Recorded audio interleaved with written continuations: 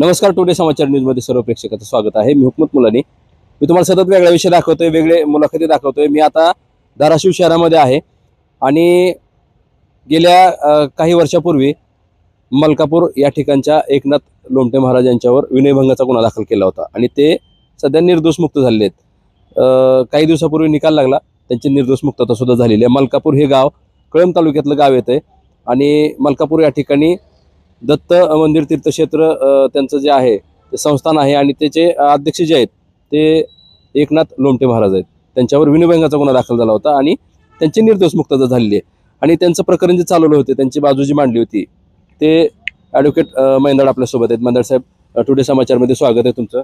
आणि आता निकाल लागलाय काही दिवसापूर्वी की मलकापूर या ठिकाणचं प्रकरण तुमच्याकडे होतं आणि प्रकरण चांगलं खूप गाजलं होतं। एकनाथ लोमटे महाराज यांच्यावर विनयभंगाचा गुन्हा दाखल झाला होता आणि त्यांची निर्दोष मुक्तता झालेली आहे। त्यांची बाजू तुम्ही मांडली होती। तुमचं नाव सांगा पूर्ण। मी ॲडव्होकेट रवींद्र मैंदाड, मौजे मलकापूर येथे श्री दत्त मंदिर संस्थान आहे, जे की महाराष्ट्रामध्ये खूप प्रसिद्ध आहेत। खास करून नगर, नाशिक, पुणे, सांगली या जिल्ह्यातले भरपूर भाविक, लाखो भाविक दरवर्षी तिथे येतात आणि त्या मंदिराचे जे सर्व आहेत श्री एकनाथ महाराज लोमटे यांच्यावर ऑगस्ट 2023 मध्ये येरमाळा पोलीस स्टेशन येथे विनयभंग, बलात्कार आणि माहिती तंत्रज्ञान कायदा याप्रमाणे गुन्हा दाखल झालेला होता। त्याच्यामध्ये त्यांना बरोबर 2 वर्षापूर्वी म्हणजे 15 ऑगस्ट या दिवशीच अटक करण्यात आलेली होती आणि हे दत्त मंदिर संस्थान तीर्थक्षेत्र म्हणून प्रसिद्ध आहे। तसेच महाराजांची महाराष्ट्रामध्ये खूप भक्तगण आहे, त्यामुळे हे प्रत्येक मीडिया न्यूजमध्ये, चॅनलमध्ये, वर्तमानपत्रामध्ये या बातम्या प्रसिद्ध झाल्या होत्या की अशा एका मंदिराचे सर्वेसर्वा किंवा मुख्य असलेल्या एका व्यक्तीविरुद्ध बलात्काराचा गुन्हा दाखल झालेला आहे आणि त्या अनुषंगाने त्यांची बदनामीही झालेली होती। परंतु आज 2 वर्षानंतर या प्रकरणामध्ये निर्णय झाला। सन्माननीय न्यायालयाने अतिरिक्त जिल्हा न्यायाधीश कळंब येथून त्यांची निर्दोष मुक्तता करण्यात आली।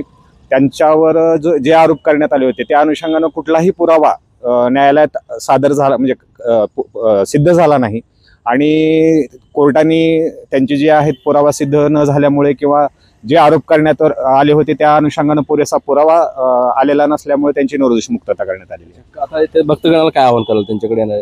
आता मी मगाशी म्हटलं तसं महाराष्ट्रातून इतके लाखो भक्तगण त्यांच्याकडे येतात आणि म्हणजे कुठलाही गुन्हा केलेला नसताना जर अशा स्वरूपाचे आरोप एखाद्या प्रसिद्ध व्यक्तीवर झाले तर निश्चितपणे त्याची चुकीची प्रतिमा लोकांमध्ये जाते आणि एकनाथ महाराज लोमटे यांच्यावर अशाच पद्धतीनं आरोप झालेला असल्यामुळं पूर्ण महाराष्ट्रभर त्या दरम्यान तिथे येणाऱ्यांची संख्या मंदावली होती, भक्तगण कमी झालेली होती की जर महाराज अशा स्वरूपाचं वर्तन करीत असतील किंवा महाराजावर अशा स्वरूपाचा आरोप झालेला असेल, पोलीस स्टेशनला गुन्हा दाखल झालेला असेल, त्यात काहीतरी तथ्य असेल।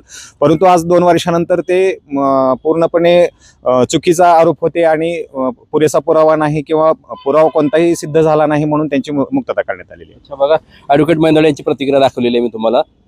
एकनाथ लोमटे महाराज त्यांच्यावर जो गुन्हा दाखल झाला होता त्या गुन्ह्यातून निर्दोष मुक्तता झालेली आहे आणि ही निर्दोष मुक्तता झाल्यानंतर ते प्रकरण जे चालवले होते ॲडव्होकेट मैंदाड हे वकील होते। मी तुम्हाला त्यांची प्रतिक्रिया दाखवलेली आहे। विषय कोणते असो आम्ही थेट आणि आरपार दाखवण्याचा प्रयत्न करतोय। आमचं 1 नंबर चॅनल आहे, या चॅनलची व्ह्यूअर्स 4,95,00,000पेक्षा जास्त आहेत। तुम्ही आता सबस्क्राईब करा, म्हणजे तुम्हाला विषय बेधडक मुळापर्यंत दाखवणार फक्त आमचं टुडे समाचार हे चॅनल आहे।